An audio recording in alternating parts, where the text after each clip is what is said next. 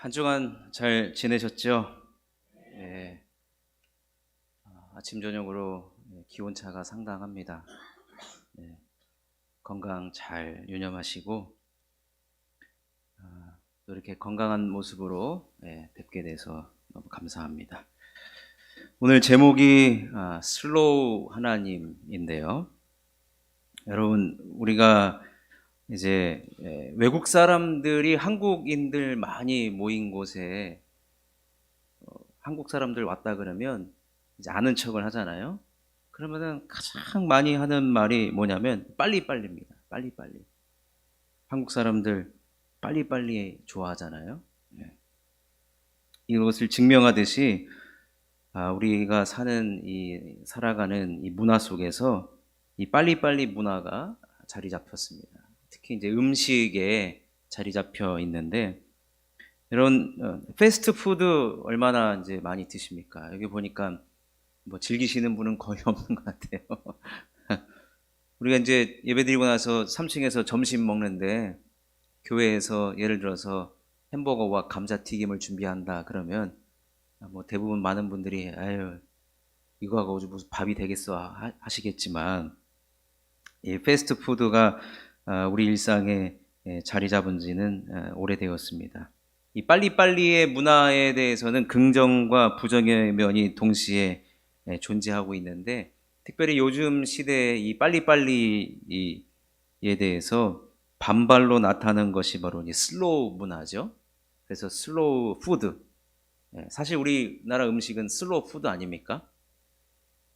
이따가 점심 때 무슨 반찬이 뭐 고구마순은 지난 며칠 전에 고구마순 이렇게 하고 있었는데, 고구마순 같은 거 진짜 슬로우 푸드죠. 그걸 따야죠, 까야죠, 삶아야죠, 볶아야죠. 예. 이따가 아마 등장하게 될 것 같은데. 슬로우 푸드 뿐만 아니라 어떤 도시에 가니까 우리 도시는 슬로우 시티를 지향한다 그런 말을 하더라고요. 이 슬로우 푸드라는 이 말에는 만드는 과정이 이제 오랫동안 진행돼서 맛과 영양 그리고 건강까지 잡겠다는 여유와 삶의 질을 추구한다, 이런 의미가 될 것입니다. 오늘 설교의 제목이 이제 슬로우 푸드가 아니라 슬로우 하나님인데, 이건 하나님의 이름을 말하는 것이 아니라 하나님의 일하시는 방식을 설명을 한 겁니다. 여러분, 우리 하나님이 일하시는 방식을 보면 천천히 일하시는 하나님이라는 거예요. 천천히 일하시는 하나님. 구체적으로 말씀드리면 단계적으로 그리고 한 걸음씩 일하시는 하나님이라고 표현할 수가 있습니다. 창세기에 보면은 하나님께서 이 아브라함을 부르시잖아요. 근데 이 믿음의 조상으로 만들기까지 수많은 세월이 흘렀습니다. 여러분, 하나님께서 단기간에 모든 것을 하실 수 있어요. 그렇지 않습니까? 하나님은 모든 걸 다 하실 수 있어요. 이 사람을 불러다 놓고 믿음의 조상으로 만들기 위해서 하나님 편에 봤을 때는 오랜 시간이 필요하지 않아요. 그런데 하나님께서 아브라함을 메소포타미아에서 갈대아 우르에서 부르시는 그 순간부터 그의 이름을 아브라함으로 바꿔주시고, 그가 하나밖에 없는 아들, 100세에 낳은 아들 이삭을 번제물로 바치며 하나님께서 약속하신 대로 그가 복의 근원이 될 때까지 수많은 세월이 흘렀습니다. 수많은 세월이 흘렀어요. 마찬가지로 야곱이 이스라엘이 될 때까지도 수많은 세월이 흘렀고, 여러분, 이스라엘 백성들이 출애굽을 할 때 하나님께서는 당장 그들을 빼온 것이 아니라 몇 개의 재앙을 걸쳤죠? 10가지의 재앙을 거쳤습니다. 저는 이것을 봤을 때도 아니 못하러 10가지나 재앙을 이렇게 내리셔가지고 굳이 이렇게 힘들게 하시나, 이런 생각도 들었는데, 오늘 제가 본문으로 선택한 이 베드로후서 3장 9절 말씀을 보면 신약의 성도들조차도 하나님의 일하심에 대해서 참 너무나도 더디다, 더디고 너무나도 더디다라고 그렇게 이야기한 것을 보게 됩니다. 우리 베드로 후서 3장 9절을 한번 다 같이 한번 읽겠습니다. 시작. 주의 약속은 어떤 이들이 더디다고 생각하는 것 같이 더딘 것이 아니라 오직 주께서는 너희를 대하여 오래 참으사 아무도 멸망하지 아니하고 다 회개하기에 이르기를 원하시느니라. 여러분, 이처럼 우리 하나님은요, 슬로우 천천히 단계적으로 일하고 계시는데, 이것을 오늘 우리들에게 적용해보자 합니다. 첫 번째로는 하나님은 단계적, 즉 질서의 하나님이라는 것을 말해주고 있어요. 질서의 하나님이라는 거예요. 여러분, 단계적이라는 말은 뭐냐면 단계를 밟아간다는 거예요.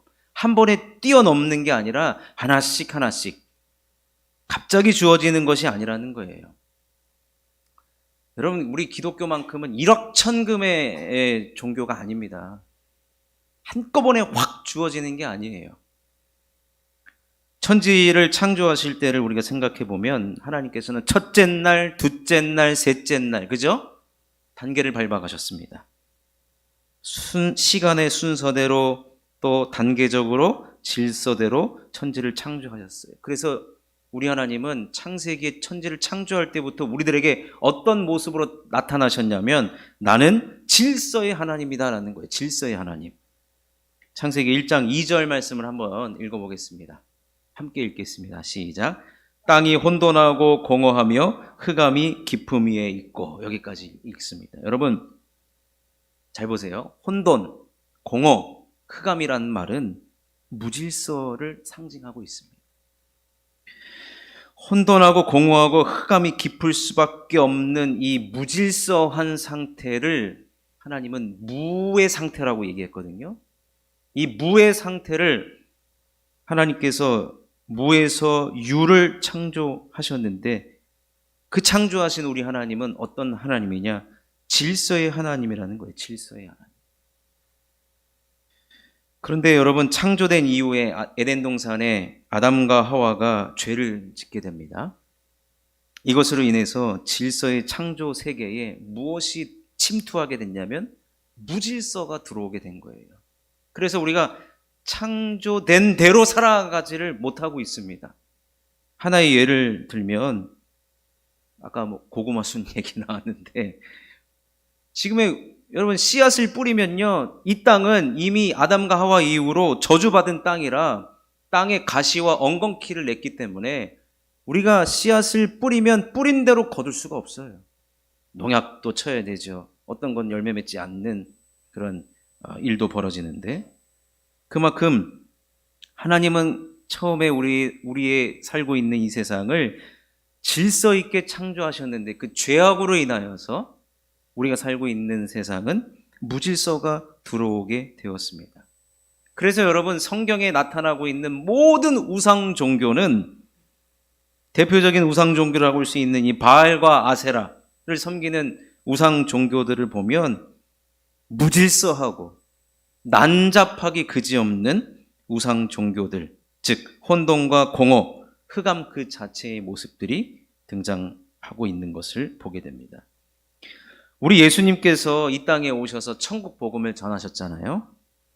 이 땅에 무너진 질서를 다시 세우기 위해서 수많은 사람들이 예수님께서 재창조하러 오셨다. 그래서 제2의 아담으로 오셨다. 로마서는 이렇게 이야기하고 있는데, 근데 사람들이 예수님 오는 것을 싫어했어요. 아니, 메시아를 그렇게 고대했던 사람들이 실제로 예수 그리스도가 성경에 예언된 그 예수 그리스도가 이 땅에 온 것을 사람들이 싫어했어요. 그래서 십자가에 못 박히기까지 했잖아요. 근데 왜 그랬느냐? 우리가 지금 살고 있는 이 무질서의 삶이 너무 행복하고 너무 좋은 거예요. 근데 예수님께서 이 땅에 오셔서 재창조하신다는 말은 뭐냐면 그 무질서의 상태를 원래대로 질서의 상태로 되돌려 놓고 싶으신 거예요. 당시의 사람들은 그래서 복음서에 보면 빛보다 어둠을 더 좋아한다 그랬어요. 어둠은 무질서의 상태거든요. 근데 예수님께서 뭐라고 말씀하셨느냐? 나는 곧 길이요 진리요, 생명이다. 이 말은 뭐예요? 우리가 살아가야 할 길과 진리와 생명은 여러분 절대적인 거거든요. 무질서의 삶은 상대적인 거예요. 내 맘대로 사는 거죠. 내가 옳고 내가 좋으면 그만인 거예요. 근데 예수님, 그건 길이 아니야. 그렇게 무질서의 삶을 더 이상 살아가서는 안 돼. 그래서 이것에 대해서 반발이 엄청나게 일어났던 것이죠. 그래서 결국엔 예수님께서 십자가를 지셨는데 그 십자가의 삶이 무엇이냐? 무질서의 삶을 이제는 버려야 한다는 겁니다. 이제는 질서 있는 삶, 균형 잡힌 삶, 하나님을 사랑하고 이웃을 사랑하는 복된 삶. 그 십자가가 길이고 진리고 생명이라.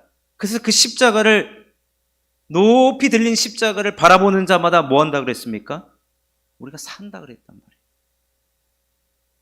마찬가지입니다. 예수님을 믿었던 제자들이 성령의 임재를 경험하고 성령 충만하고 나니까 그들에게 하나님께서 주신 게 뭐냐면 담대함이었습니다. 담대함. 그들이 가는 곳마다 예수님의 이름을 전했고 하나님의 큰 일을 전합니다. 그런데 여러분, 우리 동네에도 좀 와주십시오. 우리 수원에도 좀 와주시고 우리 용인에도 좀 와주십시오라고 환영한 게 아니에요. 그들을 핍박하고 또 예수의 이름이 전해지는 곳마다 난리와 소동이 벌어집니다. 그러니까 이 사람들이 엄포를 놓쳐 예수의 이름으로 말하지도 말고 선포하지도 말고 전하지도 말라고 하면서 쫓아냅니다. 왜 이런 일이 벌어지냐? 저들이 외치는 예수가, 저들이 외치는 삶이 이 무질서의 삶 너무나도 편했고 너무나도 우리들에게 익숙했던 그 삶을 벗어나라고 하는 거니까 우리 이대로 그냥 살도록 놔두라는 거예요. 근데 제자들이 어떻습니까? 사람의 말을 듣는 것보다 하나님 말 듣는 게 더 낫다라고 하면서 오히려 더 전했더니 어떤 일이 벌어져요? 매맞기도 하고 감옥에 갇히는 일도 감수하게 됩니다. 왜 이런 일들이 그들이 했느냐? 예수 그리스도의 십자가, 질서의 하나님을 경험하고 나니까 그 이전으로 돌아가서는 안 된다라는 거예요. 이처럼 하나님은 질서의 하나님이시고 무질서해진 이 세상을 이제는 복음을 받아들인 저와 여러분을 통해 질서 있게 세상이 돌아가도록 하기를 원하신다는 거예요. 그래서 우리에게 성령을 주신 이유가 무엇이냐면 그 성령을 받고 복음을 전하면서 증인된 삶을 통하여서 나도 질서 잡힌 삶을 살아가고 길이요 진리요 생명의 삶을 살아가고 우리 주님께서 이 땅에 있는 모든 사람들이 그런 삶을 살아가기를 원하신다. 그래서 우리들에게 성령을 주신 겁니다. 사도행전 1장 8절입니다. 함께 읽겠습니다. 시작.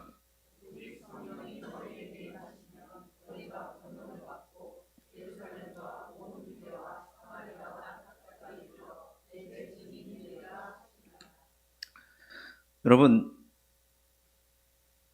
무질서한 삶을 살고 싶으면 성령 안 받으시면 됩니다.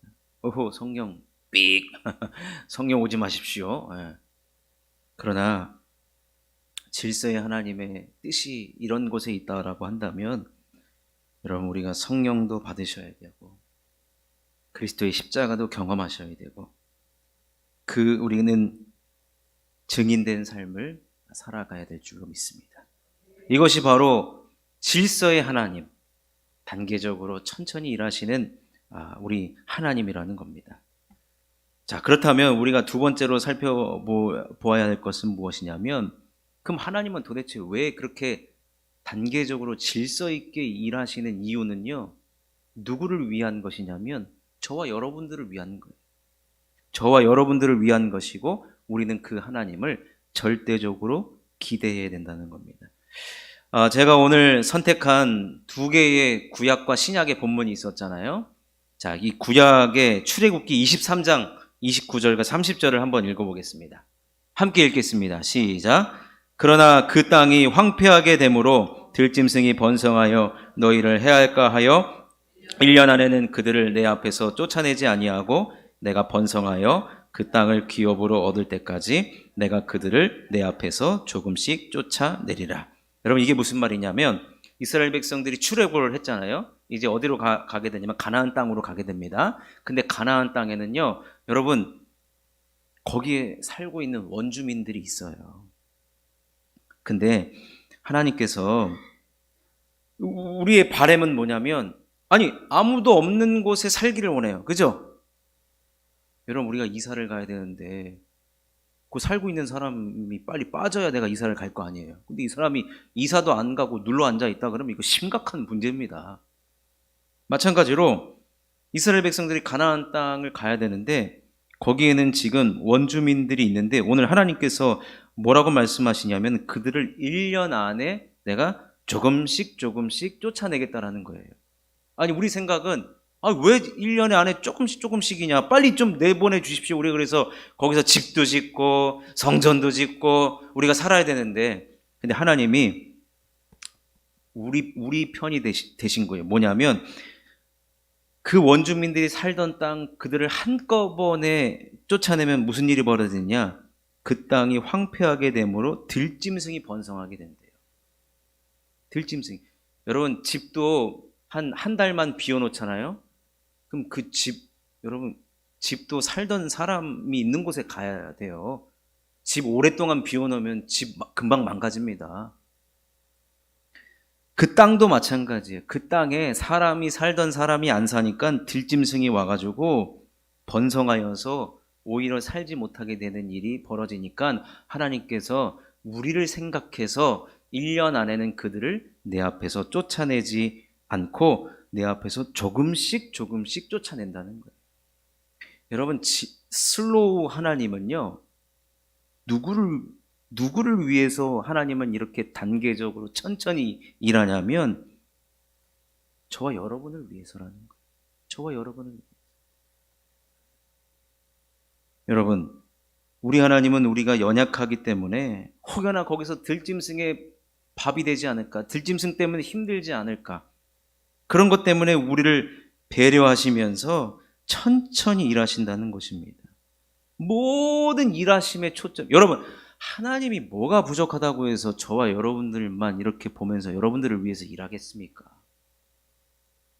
그런데 우리 하나님은요, 우리를 사랑하시기 때문에 자신의 형상과 모양대로 우리를 만드셨기 때문에 우리를 내버려 두지 않고 우리를 사랑하기 때문에 우리를 위해서 천천히 일하신다는 거예요. 그럼 이런 천천히 일해 주시는 그 하나님을 위해서 우리가 할 수 있는 일은 무엇이냐면 내가 하나님의 자녀라는 그 자녀됨의 확신과 그 하나님을 기대하는 것. 우리 하나님은 이것을 우리들에게 원하신다는 것.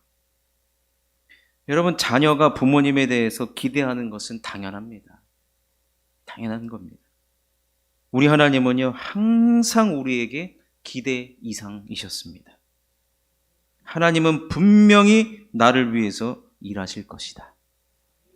실수가 없으신 하나님께 우리는 기대감이 있어야 돼요. 이게 자녀됨의 모습이에요.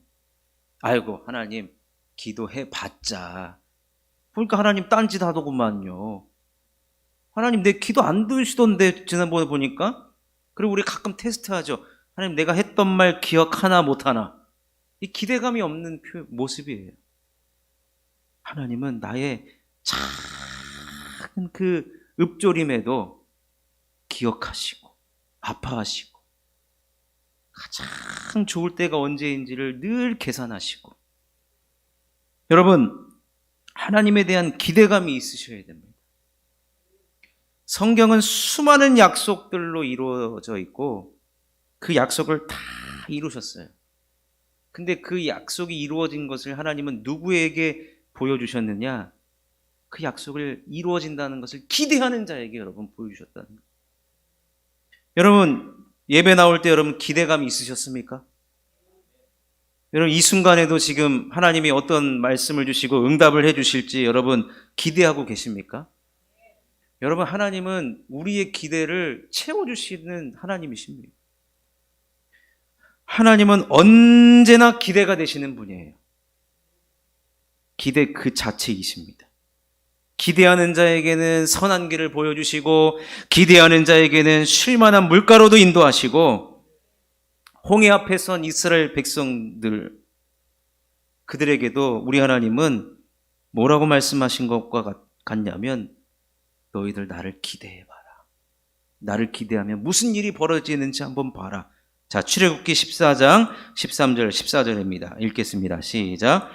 모세가 백성에게 이르되 너희는 두려워하지 말고 가만히 서서 여호와께서 오늘 너희를 위하여 행하시는 구원을 보라. 너희가 오늘 본 애굽 사람을 영원히 다시 보지 아니하리라. 여호와께서 너희를 위하여 싸우시리니 너희는 가만히 있을지니라. 기대하라는 거예요. 너희를 위해서 구원을 베푸시는 나 하나님을 기대해보라는 거예요. 기대해보라는 거예요. 여러분, 하나님에 대한 절대적인 기대가 있으셔야 됩니다. 기대가 있으셔야 돼요. 기대감으로 가득 차셔야 됩니다. 하나님 기대하는 자에게 역사하실 것이고, 기대하는 나를 위해서 일하실 것이고, 기대하는 우리 교회를 위해, 우리 가정을 위해, 우리 자녀를 위해서 일해 주실 것이다. 그래서 다윗이 시편에 있는 시인들이 얼마나 하나님을 여러분 기대했습니까? 그래서 이런 표현도 하죠. 우리 하나님은 신묘막측하다, 이런 표현까지 쓸 정도였어요. 너무나도 신기한 거예요. 너무나도 기가 막힌 거예요. 우리 하나님은 언제나 우리의 기대를 채워주셨고, 늘 기대하는 자에게 충만하도록 하나님은 역사해 주셨던 것을 보게 됩니다. 영국에서 고아원 사역을 했던 수많은 고아들의 아버지가 되었던 이 조지 뮬러를 아시는지 모르겠습니다. 시중에 많은 책이 나와 있어요. 이 조지 뮬러에 대해서. 어떤 책의 제목은 5만 번 기도 응답 받은 주인공이라는 표현도 있어요. 여러분, 도전되지 않습니까? 어떻게 기도를 했길래 5만 번이나 응답을 받을까? 근데 저도 그 책을 여러 가지 버전이 있어요. 읽었는데, 그가 고아원을 시작한 목적을 그가 이렇게 표현을 했습니다. 상당한 신선한 충격을 줬는데 제가 한번 읽어드리겠습니다.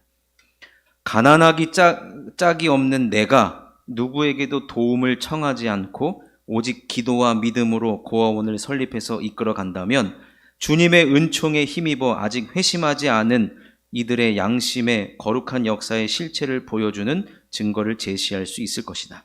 게다가 하나님의 자녀들에게는 신앙을 굳세게 하는 도구가 될 수 있다. 이것이 고아원을 세우려는 가장 큰 목적이다. 이 사역의 가장 중요한 목표는 나를 비롯하여 나와 함께 일하는 이들이 누군가의 도움을 구하지 않고 오직 기도와 믿음만으로 아이들의 모든 필요를 채우시는 하나님을 경험하고, 이를 통해 그분이 여전히 신실하게 우리의 기도를 들어주신다는 사실을 널리 알리는 데 있다. 여러분, 조지 뮬러는 돈 한 푼 없었는데 하나님께서 이 고아들에 대해서 불쌍히 여기고 긍휼히 여기는 마음을 주셨어요. 근데 선뜻 내가 수중에 가진 게 없는데 어떻게 해야 될까? 그러다가 그가 마음에 들었던 생각이 뭐냐? 하나님을 기대하자. 하나님을 기대하면 이 고아들 하나님께서 분명히 먹이시고 입히실 것이다.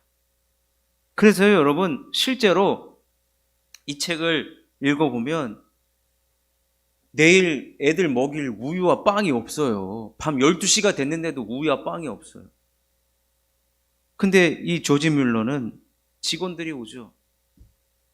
어디 가서 빨리 빵과 우유를 빚을 내서라도 지금 얻어와야 되는 거 아닙니까?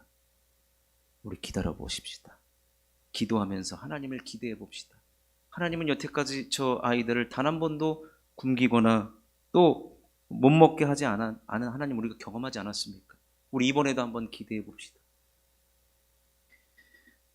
이런 내용들이 가득 들어차 있어요. 하나님을 절대적으로 기대했을 때 그는 고아원을 운영했을 뿐만 아니라 하나님은 그들을 먹이시고 입히시고 그들을 공급해 주시고 채워주시고 그 기대를 저버리지 않도록 역사하신 것을 보게 됩니다. 사랑하는 성도 여러분, 우리가 가져야 할 태도가 바로 이것입니다. 나를 위해서 일해 주신다라고 하는데 다른 누구도 아니라 나를 위해서 들짐승하고 같이 살까봐 조금씩 조금씩 내쫓는 그 하나님의 섬세하시고 나를 향한 그 사랑과 그 하나님의 일하심의 방식에 대해서 우리는 기대해야 됩니다. 사랑하는 성도 여러분, 하나님은 천천히 일하시지만 우리는 하나님 일하시는 방식에 대해서 때로는 불만을 가질 수 있어요. 하나님, 제발 빨리 기도 응답 좀 해주세요. 그래도 나름 우리가 하나님의 사인을 받고 결제를 받고 움직이려고 나름대로 하는데 마치 협박을 해. 빨리 사인해 하나님. 근데 여러분, 하나님의 일하심의 방식에 대해서는 결코 실수가 없다는 것 기억하셔서 우리는 하나님의 그 일하심에 대하여서 우리는 절대 기대해야 되고 절대 신뢰를 하셔야 됩니다. 말씀을 정리하겠습니다. 여러분의 삶을 한번 생각해 보시고 되돌아보십시오. 하나님은 나에게 어떻게 일하고 계시고 계시는가? 사실 우리만큼 급한 사람이 어디 있고 우리만큼 실수 많은 사람이 어디 있습니까? 성경 66권을 다 들여다봐도 우리 하나님께서 아이고 내가 실수했네 미안하다 이런 장면이 단 한 군데도 나오지 않습니다. 앞으로도 우리 하나님은 내 인생에 대해서 실수가 없을 것이고 그렇기 때문에 우리는 우리의 상황이 아무리 답답하고 우리의 앞길이 보이지 않는다 할지라도 하나님께 대한 절대 기대를 하면요, 하나님께서 우리들에게 시온의 대로처럼 열린 길을 허락해 주실 것이고 우리를 위해서 일하고 계시는 그 하나님의 마음이 우리 가운데 확 들어오게 될 것입니다. 그렇다면 우리는 기대하면 반드시 동반돼야 될 것이 뭐냐? 인내가 필요한 거예요. 인내. 우리는 그 기다림의 시간, 인내의 시간을 가지면서 하나님을 기대하는 마음으로 가득 채워나가는 겁니다. 하나님께서 이렇게 일하실 것이라 상상도 해보고 생각도 해보고 과거에 이렇게 해주셨으니까 이번에도 이렇게 해주실까? 그 기대감으로 여러분 기다림의 시간을 채워나가는 것, 그럴 때 여러분 기대 이상으로 하나님께서 역사해 주실 줄로 믿습니다.